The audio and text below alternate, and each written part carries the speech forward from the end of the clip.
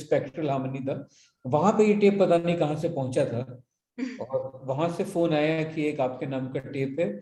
जब वो टेप देखा गया तो उसमें ये वाला गाना था जिसमें लता जी की वॉइस अलग ट्रैक पे थी, तो उसको रिट्रीव करके फिर हमने उसको रीऑर्केस्ट्रेट किया, क्योंकि थोड़ा डेटेड लगने लगा था। ये जर्नी है उसकी। ये तो मतलब कहाँ से शुरू हुई, इतनी सारी चीजें उसमें ऐड हुई, अब आपने सोचा now you are coming up with this song. Gulzar साहब, आपको जब पता चला कि okay now we are going ahead with this song जो आपने पेन किया था, आपकी क्या मेमोरीज हैं इस गाने के साथ? जी देखिए, मेरी मेमोरी तो इस कोलंबस के साथ है जिसने ये ढूंढा। He is the Columbus of this song. He discovered it. वरना हम स्क्रिप्ट के साथ जिसकी स्क्रिप्ट आती थी उसके हिसाब से कोई लिखते रहते थे, और my main focus was on marches, और I was fascinated with Vishal's music, especially छोड़ा है हम वो गलियां जब उससे शुरू किया, और तो it was a fascinating song. बल्कि मैं यूनिट में बार बार विशाल को तंग किया करता था, बुलाया करता था, जब ये सेट पे आ जाते थे तो कहता था सुनाओ वो गाना सुनाओ। तो मनमोहन सिंह हमारे कैमरामैन, जो वो खुद बड़े अच्छे सिंगर थे, तो वो इनसे कहा करते थे सुनाई। तो उसमें उस बीच में ये गाना आया कि आई थिंक शशि नाम था शायद जो डायरेक्टर थे, शशि लाल नायर, है ना? हाँ, शशि नायर। वो फिल्म नहीं बनी बहरहाल। तो बड़ी सिंपल सी tune, like he does always. तो एक रिलेशनशिप ऐसा था उसमें लड़के और लड़की का, कि अनकमिटेड सा रिलेशनशिप, जो अक्सर आज की जनरेशन में तो आमतौर पे मिल जाता है कि you are not very certain how far to go, how far to. तो उसमें लगता है कि सब ठीक तो है, कुछ ठीक नहीं लगता। Very hard hitting lines, I swear that these three words, and I feel like पिछले एक साल में हमारी लाइफ ही हो गई है। When you can't decide, है ना? इतनी जगह, और खासतौर पर रिलेशनशिप में तो इट गेट्स अनदर डायमेंशन कि सब ठीक है, पर क्योंकि वो फ्यूचर का और कल क्या होगा और ये ख्याल बिफोर यू कमिट योरसेल्फ, तो ये तो बहुत आता है। तो ये रेलेवेंट तो आज भी, आज के जमाने में और भी ज्यादा लगता, बल्कि तो मेरा ख्याल है समवेयर विशाल की observation of society, of atmosphere, of the environment and the people that he lives with, and he is aware of everything happening in the society, socially, politically. तो शायद उससे कहीं ख्याल आया हो कि गाना कुछ ऐसा था। और सच पूछे तो विशाल के साथ उसके मूड में लिखे बनाई हुई ट्यून्स पर बहुत लिखा, और बहुत से गाने शायद कहीं आधे अधूरे अभी भी उसके किसी न किसी ड्रॉर में, किसी फाइल में पड़े हुए मिल जाएंगे।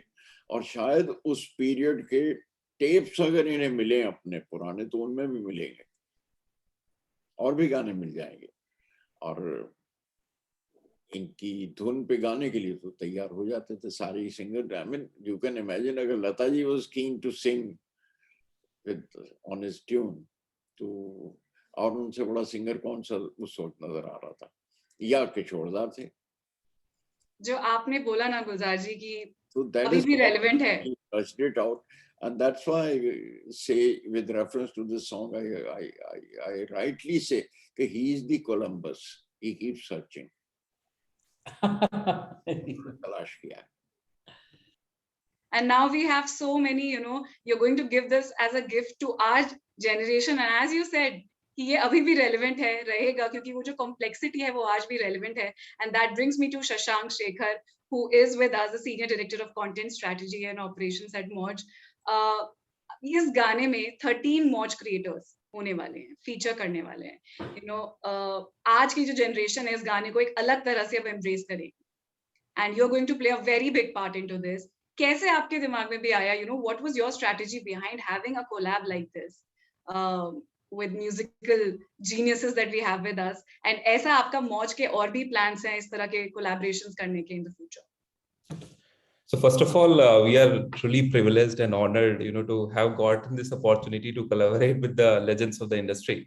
And this is like a dream come true, like, not for the Moch team, but the entire Moch creators community. And this entire idea is so exciting, that after so many years, Lata ji का इतना बड़ा गाना release हो रहा है और इतने अच्छे मौके पर, तो ये जो पूरा थॉट है ये काफी ज्यादा कनेक्ट करता है हमारी ऑडियंस से, हमारी क्रिएटर कम्युनिटी से। और जैसे ही हमें इस बारे में पता चला, वी आर ऑल एक्साइटेड कि we have to be a part of this, right. और जो हमारे 13 इन्फ्लुएंसर्स इसमें पार्ट ले रहे हैं, those are like really excited, मतलब उनके ही शब्दों में, it was once in a lifetime opportunity for them, to kind of become part of a historical song release, right? And our entire creator community is really, really excited about it. And a lot of chatter is happening, around this particular release we are doing, right? So overall, what we are seeing is that music somewhere drives a lot of content creation and consumption. जो pop culture है हमारा, उसमें music बहुत बड़ा role play कर रही है और एक रिसर्जेंस सा भी होता रहता है। हमने ये बहुत बार देखा है पिछले 2-3 सालों में, पर्टिकुलरली सोशल मीडिया पे, कि कोई पुरानी चीज एकदम से नए अवतार में आती है और पूरी दुनिया उसकी कायल हो जाती है। तो हमें यही लगता है कि ये जो सॉन्ग है ये कुछ वैसा ही करेगा। और like we are overall very very excited to be a part of this. इसी से रिलेटेड कल मौज पे कल से एक हैशटैग चैलेंज स्टार्ट होगा, जिसमें हमारी पूरी क्रिएटर कम्युनिटी इस गाने पे अपना कंटेंट क्रिएट करेगी, अपनी क्रिएटिविटी दिखाएगी। साथ ही हम शेयर चैट पर काफी सारी चीजें कर रहे होंगे। तो ओवरऑल ये काफी इंटरेस्टिंग अपॉर्चुनिटी है हमारे लिए, और फ्यूचर में भी हम इस तरह के कोलैबोरेशंस करते रहेंगे। इनफैक्ट और भी कोलैबोरेशंस ऐसे चल रहे हैं जहां पर हम एक्सप्लोर करते हैं कि म्यूजिक को कैसे सोशल मीडिया के साथ अच्छे से कनेक्ट कर सकते हैं, कैसे हम अपने क्रिएटर्स, हम अपने इन्फ्लुएंसर्स को और बड़ी अपॉर्चुनिटीज दे सकते हैं। और जैसा कि मैंने पहले भी बोला कि this is like a once in a lifetime opportunity for so many of our creators, and we are very very privileged and to be very honest, like really proud to be a part of this. Thank you so much Shashank.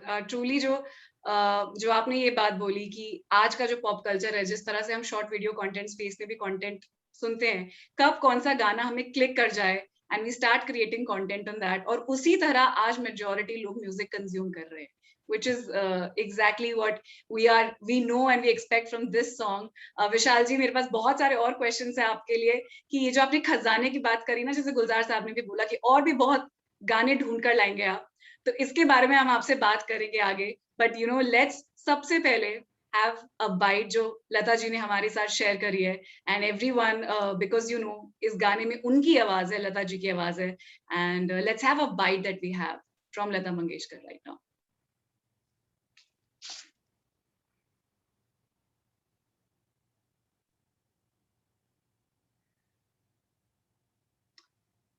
Can we please play Lata ji's Bite? Yes, Kanika. Go for it.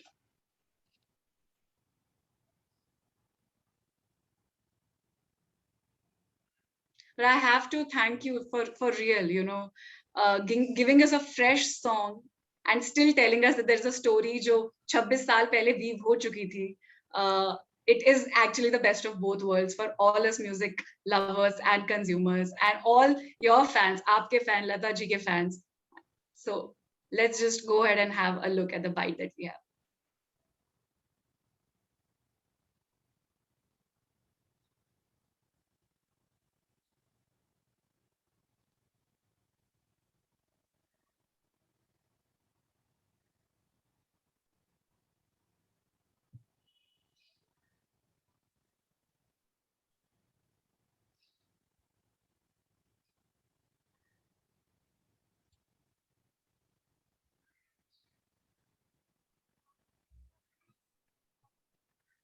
Guys, can we have the bite? Can we have the bite, or should we move on and then do the bite later? Yes, Kanika, we'll be having the bite right away. Okay. There seemed to be a small tech issue, but we'll be resuming. That's how Vishal ji, मैं यही बोलती हूँ, पहले हमारे पुरानी press conferences में mike और speaker के इशू होते थे, जब तक वो ना हो जाए एक बार लगता नहीं था कि कुछ शुरू हुआ है, हमारे इवेंट्स हुए जब तक हमारे माइक बोलने बंद ना करें. And in the virtual world we are continuing with the technical glitches in this format, which just tells me that everything is going well. पहले हमारे साथ हमेशा होता था माइक बंद रह गया, हमने माइक अपना उसमें लगा दिया है स्पीकर में. So these are just our uber online technical glitches which कहीं ना कहीं हम सबकी लाइफ अब यही बन गई है. आई थिंक ठीक हो गया, वो बीच में लता जी की आवाज सुनाई दी थी. Okay, go for it. कठिन काम करने यहाँ आई हूँ, क्योंकि संगीत मेरा जीवन है और अब तक मैं गाती आई हूँ.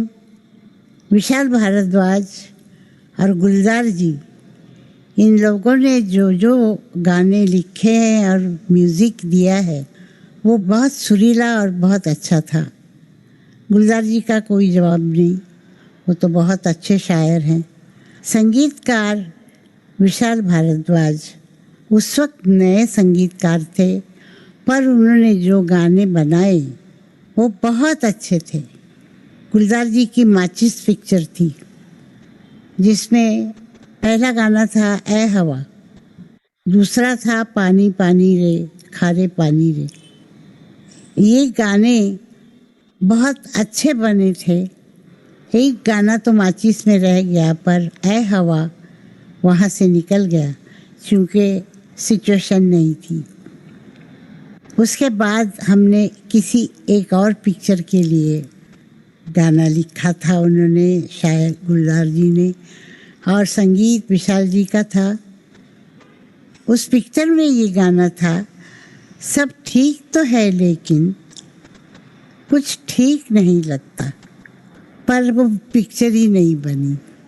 बहुत दिनों के बाद संगीतकार विशाल भारद्वाज जी ने गुलजार जी से भी बात की, और जो पिक्चर बनी नहीं थी और हमारा गाना रिकॉर्ड हुआ था, वो गाना सब ठीक तो है लेकिन कुछ ठीक नहीं लगता, ये गाना वो रिलीज़ कर रहे हैं.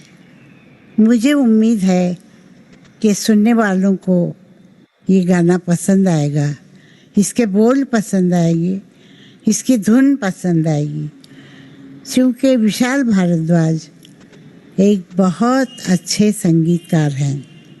मैं उनको बहुत बहुत शुभकामनाएं देती हूँ कि ये उनकी रिकॉर्ड अच्छी चले और लोग उनको दुआएं दें. नमस्कार. Oh my God.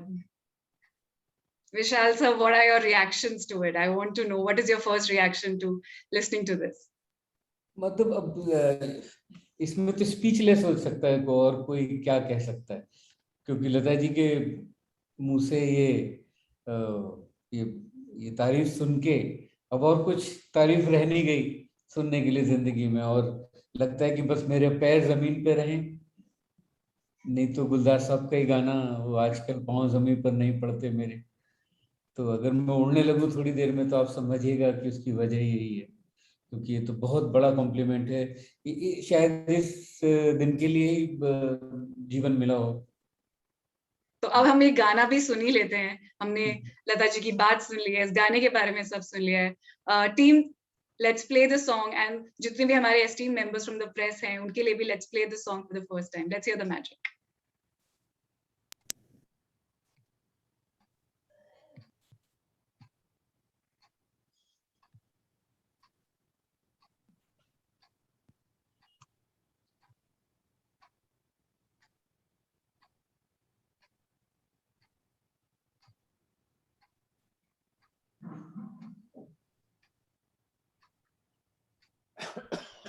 Members of the press, आप लोग तब तक अपने क्वेश्चंस चैट बॉक्स में डाल सकते हैं, and after we listen to the song we can have your questions.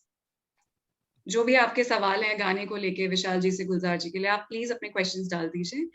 Then we will ask you to ask those questions. Yeah, I can already see people are sending their questions.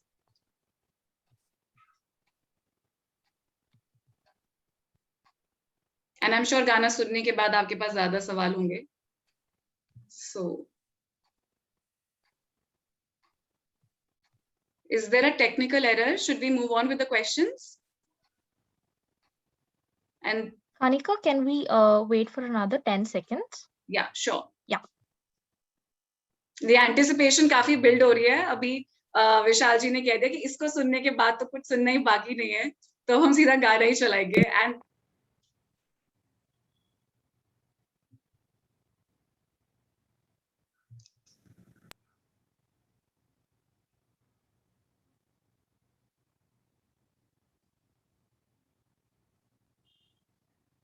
वो माहौल बन रहा है कि गाना 26 साल पहले बनाया गया था. And you have to earn it उसे सुनने के लिए.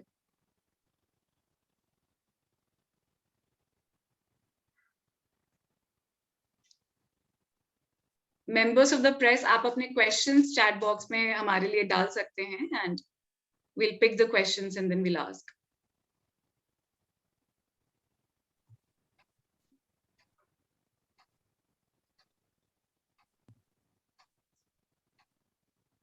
मैं मिलने जाऊंगा और उनसे बोलूंगा वो गानों की टिप्स अगर अभी रिट्रीव हो जाएं तो मैं वो भी गाने करना चाहूंगा, क्योंकि वो नायाब गाने हैं जो कि ऐसे खोए हुए हैं. Well, we will have a lot of options then. I'm really happy to know that, and I can see there are so many questions that we are getting. Raktim Rajpal from Deccan Herald, आपका can we please unmute him? उनका question विशाल जी से है, so आप उन्हें unmute कर दीजिए. He can go ahead and ask his question.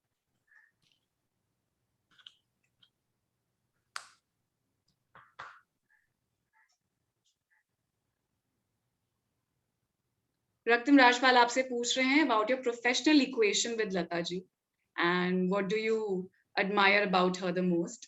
So, can we unmute Raktim, please? Is he there on the call?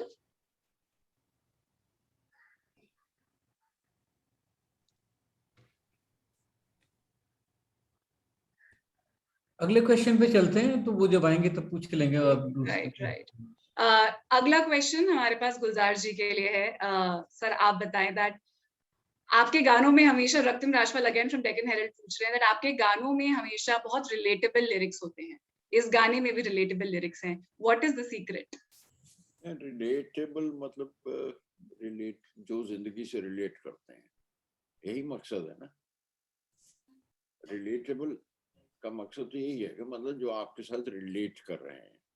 और जाहिर है कि जो कहानियां होती हैं या सिचुएशंस होती हैं, वो कहीं ना कहीं जिंदगी से रिलेटेड होती हैं, जुड़ी होती हैं, और हम उसी तरह की बात करते हैं जो जिंदगी से जुड़ी हुई हो. और उनका इतने अरसे तक रेलिवेंट रहने की वजह भी यही है कि अगर 26 साल पुराने गाने अगर इतने रेलिवेंट लगते हैं आज भी, तो मेरा ख्याल है कि कहीं कोई ठीक काम हुआ होगा, है ना, कि वो कहीं ना कहीं हर शख्स को आज तक रिलेट करते चले आ रहे हैं. और यही खूबी इनके विशाल के म्यूजिक में है कि आपको वो पुराना नहीं लग रहा है, बावजूद इसके कि झाड़ गर्द वर्द मट्टी वट्टी झाड़ के उन्होंने उसको जरा सा साफ कर दिया है, लेकिन अंदाज आज भी वही है उनका. और यही खूबी है. और एक चीज है कि बच गए विशाल कि ये रीमिक्सिंग से बच गए, वरना वो अपना ईरा और वक्त खराब कर देता है रीमिक्सिंग गानों में, है ना. हेलो. गाना, हर एक म्यूजिक, हर एक वर्ड्स भी वो अपने दौर को साथ लेकर चलता है. तो रीमिक्सिंग से बच गए, और ये अच्छा है कि उन्हीं के हाथ में आया ये गाना जो गुमशुदा था. इसी क्वेश्चन को फॉलो अप करते हुए विशाल जी, आप बहुत ही क्यों विशाल, आपका क्या ख्याल है? हाँ, यही मुझे पूछना है, आपका क्या ख्याल है इस बारे में? नहीं, बिल्कुल. आई थिंक ये रीमिक्स का जो कल्चर है वो मुझे भी बिल्कुल पसंद नहीं है. और मुझे लगता है किसी और के काम में इस तरीके से बार्ज करना, ये किसी की क्रिएटिविटी को म्यूटिलेट करने वाली बात है. आपको कभी वो काम नहीं करना चाहिए। और उसका एक और भी वजह है, जैसे अभी एक कोई गाना लैला ओ लैला, जो एक फिल्म का गाना था, तो वो मेरे बेटे ने बोला कि कितना अच्छा गाना है, तो उसको ये भी नहीं पता था कि ये किसी पुरानी फिल्म का गाना है, जिसको कि अब ये ट्यून किसी और की है। तो वो सब लगता है कि ओरिजिनल जो है वो उसकी ओरिजिनलिटी का भी सोर्स नहीं पता होता है लोगों को। तो आई थिंक वो थोड़ी सी क्रिएटिव बैंक्रप्सी वाला सवाल लगता है जो रीमिक्स का है। That is my point of view. बल्कि एक चीज अगर इजाजत हो तो मैं ऐड करूं, जी सचिन देव बर्मन के गाने, SD बर्मन साहब जी अपना दौर, अपना कल्चर लिए हुए थे साथ में, है ना। जी और आज अगर उसमें वो आवाजें और वो साज हम डाल दें, वो साउंड्स डाल दें जो उस वक्त एग्जिस्ट भी नहीं करते थे वो साज, तो कैसे लगेगा? जी तो वो कहीं ना कहीं वो खराब करने वाली बात है, जी क्योंकि वो अपने हेमंत कुमार का म्यूजिक, सचिन देव बर्मन का म्यूजिक, सलील चौधरी का म्यूजिक, ये अपने दौर को रिप्रेजेंट करते हैं। जी और उसी में खुश होना चाहिए आपको कि ये म्यूजिक अपने साथ एक हिस्ट्री लिए हुआ है और वो आज भी रेलेवेंट है, तो उसकी खूबी है, वो बुराई नहीं है, वो खूबी है कि वो आज भी रेलेवेंट है उन्हीं साउंड्स के साथ। अगर आप उसमें मुखिल हो, उसमें दखल देंगे तो खराबी तो होगी। तो इसलिए मेरे मुंह से ये बात निकली कि बच गए आप कि किसी ने रीमिक्स नहीं किया आपके गानों को। जी जी जी। कुछ लोग आपसे डरते भी होंगे विशाल। नहीं नहीं नहीं जी, ऐसा कुछ नहीं। अभी आई थिंक अभी नया है काम, बाद में शायद होगा वो भी। वो तो बच तो कोई भी नहीं पाएगा। आपके कितने गानों को वो दुल्हनिया मर जाएगी, वो सुना मैंने, वो इतना खराब लगा मुझे सुन के। वो गाना मेरा इतना फेवरेट गाना है जी। अगला सवाल विशाल जी आपके लिए है, डेक्कन हेरल्ड के जर्नलिस्ट से रक्तम राजपाल के नाम से। वो पूछना चाह रहे हैं कि आपकी प्रोफेशनल इक्वेशन कैसी है लता जी के साथ, एंड आप उनके बारे में सबसे ज्यादा क्या एडमायर करते जो मुझे सबसे ज्यादा स्ट्राइकिंग चीज जो लता जी के साथ काम करने में लगी थी, जब मैं माचिस के गाने कर रहा था, तो मैं बहुत कॉन्शियस था, क्योंकि लता जी का इतना बड़ी शख्सियत है, ऐसी वजूद है उनका, कि जब वो गाना रिकॉर्ड कर रही थी तो मैं कॉन्शियस था बहुत। और ये उन्होंने रियलाइज किया कि मैं कॉन्शियस हूँ, तो उन्होंने मुझे बुलाया और माइक ऑफ करा के अपने सिंगर बूथ में बुला के मुझसे उन्होंने ये कहा कि ये मत सोचिए कि मैं लता मंगेशकर हूँ, मेरा नाम भूल जाइए और मुझे किसी नए सिंगर की तरह ट्रीट कीजिए।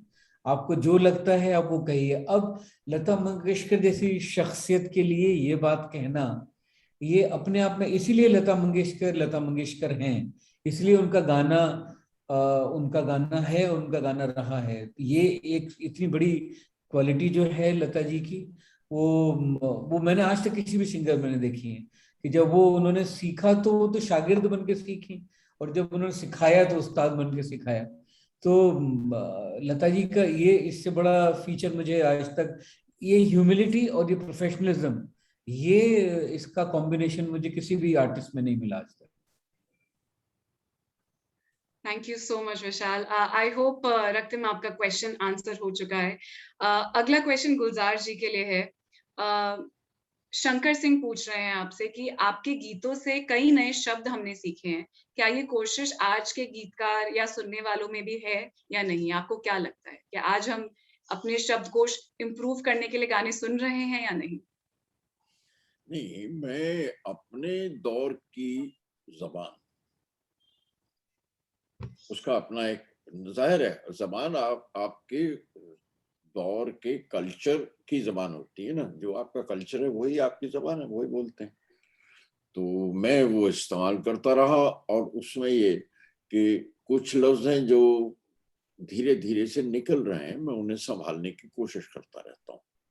और आज की जनरेशन ये है कि वो अपने दौर की जबान संभाल रहे हैं, मतलब उनसे इनकार करना भी सही नहीं है, वो अपने दौर की, लेकिन कहीं ना कहीं वो आपके कल्चर के साथ जुड़ी है या आपने खामखा कहीं से वो ला के ओढ़ ली है, वो उतना सा ख्याल रखना जरूरी होता है।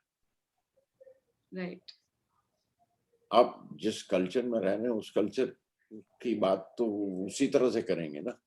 तो वही, आप नई जबान जरूर दीजिए हमें, लेकिन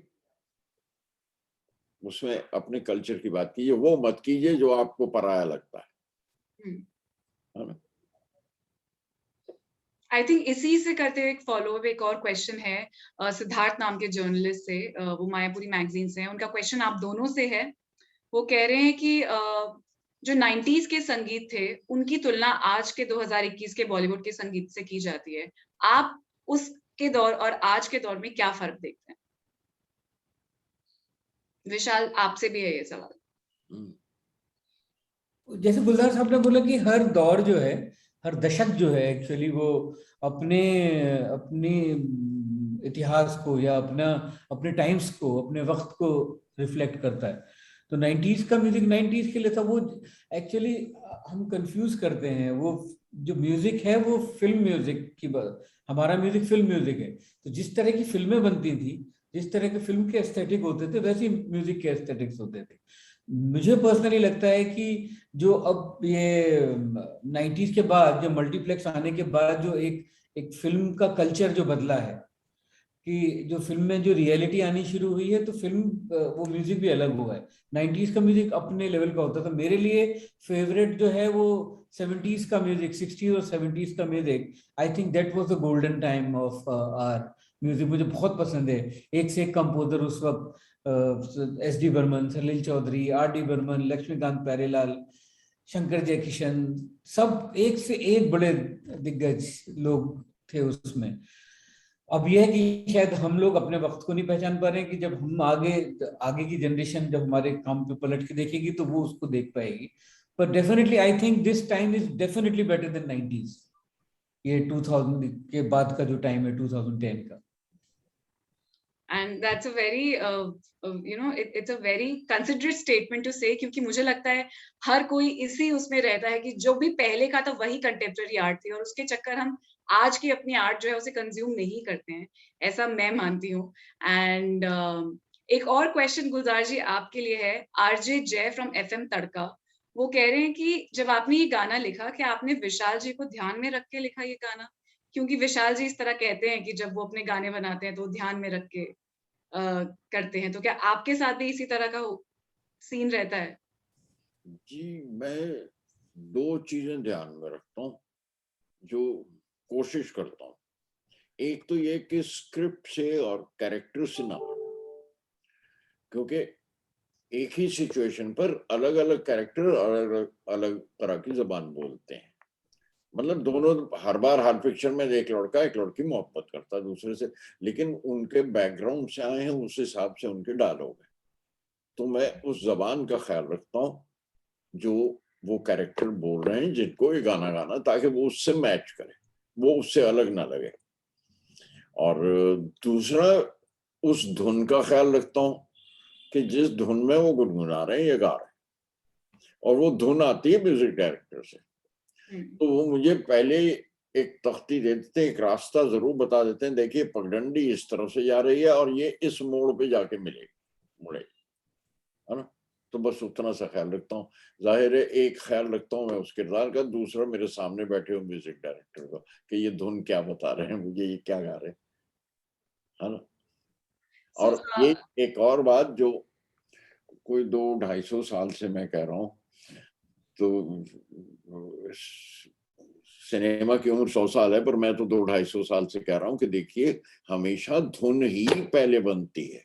ये बहुत कम होता है कि अल्फाज पहले आए। और पिछले दौर में जिसकी बात करते हैं, उसमें धुन बल्कि ज्यादा तौर पे पहले से ली जाती थी, फोक डांस से ली जाती थी, फोक सॉन्ग से ली जाती थी, और क्लासिकल म्यूजिक से जो बंदिशें थी उनसे ली जाती थी। लेकिन ये जरूर है कि उस दौर के कंपोजर्स जबान जानते थे, इसलिए उन्हें अगर अल्फाज दे दें तो वो उस पर भी बड़े खूबसूरत बंदिशें निकाल लिया करते थे। आज थोड़ी सी जो मुश्किल पैदा हो रही है वो ये है कि कंपोजर्स की जबान अंग्रेजी है और गाने हिंदी में बन रहे हैं। तो वो जबान जानना बड़ा जरूरी है, और जबान जानने की कोशिश भी कम लोग कर रहे हैं। जबान जानना बड़ा जरूरी है। जिस जबान में आप गाने बनाते हैं, जिस जबान में आप, तो आपको वो जबान तो वैसे भी जाननी चाहिए। यहाँ पे एक और सवाल है विशाल जी आपके लिए, गुलजार जी, दोनों में से जो भी आंसर करना चाहे। और वो पूछ रहे हैं, आरजे जय पूछ रहे हैं कि लता जी को किसी भी गाने के लिए कन्विंस करना कितना मुश्किल था उस समय, क्योंकि क्या वो गुलजार जी के लिखे गानों के लिए एकदम हाँ कर देती थी, या क्या गुलजार जी के नाम की वजह से वो विशाल को ज्यादा ट्रस्ट कर पाई? कैसा रहा उनको कन्विंस करने का वो प्रोसेस, और उस टाइम जितने भी आपने गाने करे उनके साथ, कैसा रहता था उनको एक गाने के लिए ऑन बोर्ड करना? गुलजार साहब, विशाल, whoever wants to answer. विशाल जी कुछ बोलने वाले थे? जी मैं ये कह रहा हूँ कि लता जी को कोई फोर्स तो कर ही नहीं सकता था कभी। कोई नहीं कर सकता था, आज भी नहीं कर सकता। हाँ, लेकिन ये कि मैं, अगर इजाजत हो विशाल जी जी, कि जब हमें मालूम हो कि ये गाना लता जी गाएंगी, तो थोड़ा सा ये ध्यान भी रहता था कि कोई नई बात ऐसी दीजिए ताकि अगर आप उन्हें चौंका दें या उन्हें खुश कर दें और अचानक सुन के वो जाए, तो एक कॉम्प्लीमेंट मिलता था उनसे, है ना। तो उस्ताद को खुश करना या अपने से बड़े को खुश कर देना, अपने से ज्यादा ज्ञानी को खुश कर देना जिससे आप सीख रहे हैं, तो ये भी तो एक कोशिश और एक कॉम्प्लीमेंट होती थी। मुझे एक वाकया याद आया, इसलिए मैंने इस बात का जिक्र किया कि पंचम के साथ बहुत काम किया। पंचम मीन्स आर.डी. बर्मन। तो उसमें एक गाने में आता है, आपसे भी खूबसूरत आपके अंदाज हैं। उसमें एक लाइन आती है, आपकी बदमाशियों के ये नए अंदाज हैं। तो पंचम झिझक रहा था, दीदी को ये पसंद नहीं हुआ। तो मैं कहा मुझे कह लेने दीजिए, वरना ऑप्शन ऑल्टरनेट में तैयार करके रखता हूँ, लेकिन मेरा ख्याल है कि इस जगह इसी तरह से कहना चाहिए, और सिचुएशन भी थी। तो मुझे याद है, तो जब उन्होंने गाया वो लाइन गाई, तो मैंने उनसे कहा कि ये पंचम को थोड़ा सा एतराज है, देखिए ये लफ्ज, कहने लगे यही तो एक अनोखा नया लफ्ज मिला इस गाने में मुझे पहली बार। और उन्होंने उसको हंस के गाया था, आपकी बदमाशियों के ये नए। अब इस तरह से हंस के, तो ये उन्हीं का आर्ट था, वही कर सकती थी। लेकिन ये भी है, in front of a master, तो you pay respect to it. Am I clear Vishal? जी जी भाई, बिल्कुल। यहाँ पे आरजे जितुराज का एक सवाल आया है। पहले वो आप सबको नमस्कार कर रहे हैं, ग्रीटिंग्स दे रहे हैं आज की। वो बोल रहे हैं कि is very happy with the song. And Vishal, वो आपसे पूछना चाहेंगे, आपको अपनी first meeting with Lata Mangeshkar याद है, जब आप पहली बार उनसे मिले होंगे? हाँ, वो उस मीटिंग के लिए तो मैंने तब तक की जिंदगी जी थी। मैं बॉम्बे आया था, तो मेरा एक ही सपना था कि मेरा एक गाना गुलजार साहब के साथ हो जाए जिसे लता मंगेशकर जी गाएं। तो वो मैं भूल ही नहीं सकता हूँ कभी, जीतू। और मुझे उससे भी ज्यादा पहली मीटिंग तो ऑब्वियसली याद आई, वो गाने गाए आई थी हमारा ए हवा कुछ तो बता। पर मुझे उनका फोन पे पहले याद है, जब उन्हें गाना भेजा गया था ये ए हवा कुछ तो बता, तो उस वक्त दीदी को गाना कैसेट पे भेजा जाता था। वो गाना सुनने के बाद हाँ करती थी कि उनको अगर गाना पसंद आएगा तो वो गाएंगी। ऑब्वियसली गुलजार साहब की वजह से वो गाना बहुत जल्दी उनके पास पहुंच गया, उन्होंने सुना और उन्होंने मुझे गाना सुन के फोन किया। मुझे वो जगह भी याद है, मैं जहाँ था उनका फोन आया, और उन्होंने मुझे जब फोन करके बहुत ही कॉम्प्लीमेंट किया कि उन्हें गाना बहुत पसंद आया है और वो जल्दी ये गाना गाएंगी। तो बिल्कुल मैं वो भूल ही नहीं सकता हूँ। ये तो जिंदगी के आई थिंक माइलस्टोन होते हैं जो आपकी जिंदगी में, कि आप आप 12th में पास हुए, आप ग्रेजुएशन किया, तो उसी तरीके से एक दिन लता जी से आपकी बात हुई, ऐसा जिंदगी का माइलस्टोन होता है। So, विशाल, तब से लेके अब तक I'm going to wrap this entire session, और मेरा आखिरी सवाल है सारे सवालों को पढ़ के। मैं ये पूछना चाहूंगी कि हमें पता है कि ये गाना एक फिल्म के लिए बनाया गया था जो कि शेल्फ हो गई, नहीं बनी। अब आपने उस गाने को, अब आपके पास एक प्लेटफॉर्म है जिसपे आप रिलीज कर रहे हैं। शायद जब वो गाना नहीं रिलीज हो रहा था तो कोई कहानी नहीं होगी जिसमें वो फिट कर रहा था, बट अभी आप उसे एक नॉन फिल्म म्यूजिक की तरह आप प्रेजेंट कर सकते हैं, क्योंकि क्या आपको लगता है अब ऑडियंस तैयार है बिना फिल्म के गाने सुनने के लिए? क्योंकि गाना तो आपके पास था, लेकिन वो शायद कहानी नहीं थी जिसमें वो फिट बैठता। तो what is your take on the non film music? नहीं, नॉन फिल्म म्यूजिक तो तब भी एग्जिस्ट करता था, बेगम अख्तर और 80s के टाइम में तो फिर जगजीत सिंह साहब, वो सब पंकज दास, वो सब लोगों का एक नॉन फिल्म म्यूजिक तो एग्जिस्ट करता ही था। ये गाना हमारा नहीं था, और हमारे पास गाने की ये कहानी नहीं थी कि 26 इसको, उसके लिए पहले खोना जरूरी था और फिर उसका मिलना जरूरी था। नहीं तो फिर फिल्में कैसी बनती हैं, अगर मेले में दो भाई नहीं खोते, तो ऐसी हमारा गाना खोया और हमें आज मिला तो हमें उसकी कहानी भी मिल गई। पर I think non film film का म्यूजिक का कुछ नहीं है ये एक अब फिल्म के लिए, क्योंकि अब हमारे पास मीम्स हैं कि जैसे अब मैंने अपना एक लेबल बना के ये गाना मैं अपने लेबल से, मेरे लिए बहुत ही बड़ी फक्र की बात है मेरे लिए कि मैं लता जी का गाना मेरे म्यूजिक लेबल से, गुलजार साहब का लिखा हुआ, ये रिलीज हो रहा है। तो मेरे लिए ये अब ये बड़ा इजी है करना, नहीं तो पहले तो सिर्फ एक HMV हुआ करती थी, रिकॉर्डिंग स्टूडियो बनाना बड़ा मुश्किल होता था। तो जब टेक्नोलॉजी बढ़ी है तो उसके साथ ये सब चीजें बहुत इजी हो गई कि आप अपनी रिकॉर्डिंग कंपनी बना लीजिए, आप अपना रिकॉर्डिंग स्टूडियो बना लीजिए। कंटेंट बनाना जो तब भी मुश्किल था वो आज भी मुश्किल है। I get it completely, and thank you so much इतनी patiently हमारे सारे सवालों का जवाब देने के लिए। और मैं कहना चाहूंगा कि इस गाने के को इस जगह तक पहुंचाने के लिए जो मौज का बहुत बड़ा हाथ है, और मौज ने जो हमारा हाथ थामा इस गाने के प्रमोशन के लिए, और इस गाने को जो सपोर्ट चाहिए था, इस गाने को जो प्रमोशन चाहिए था, वो अगर मौज नहीं होता हमारे साथ तो आई थिंक ये गाना हम लोग इस तरह से रिलीज नहीं कर पाते। तो I am very thankful to Mauj for this, and Kishore and Shekhar ji.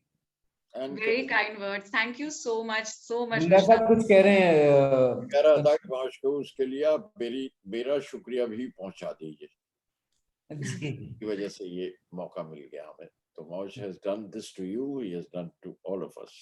And हम सबकी तरफ से बहुत बहुत शुक्रिया. Thank you for bringing this song to us. Thank you for answering all our questions so patiently. And we are very excited about the song. मुझे पता है कि कल अब जब ये प्लेटफॉर्म्स पे जाके ये ट्रेंड करेगा एंड द वे इस पे कंटेंट बनेगा, it will be very exciting for all of us in the content space to keep a tab on that. Thank you so much, Vishal ji. Thank you so much, Gulzar ji. Thank you. Have a very lovely evening, everyone जिन्होंने हमें join किया, हमारे साथ रुकने के लिए, आपके सवालों के लिए. Thank you so much. Thank you. Bye.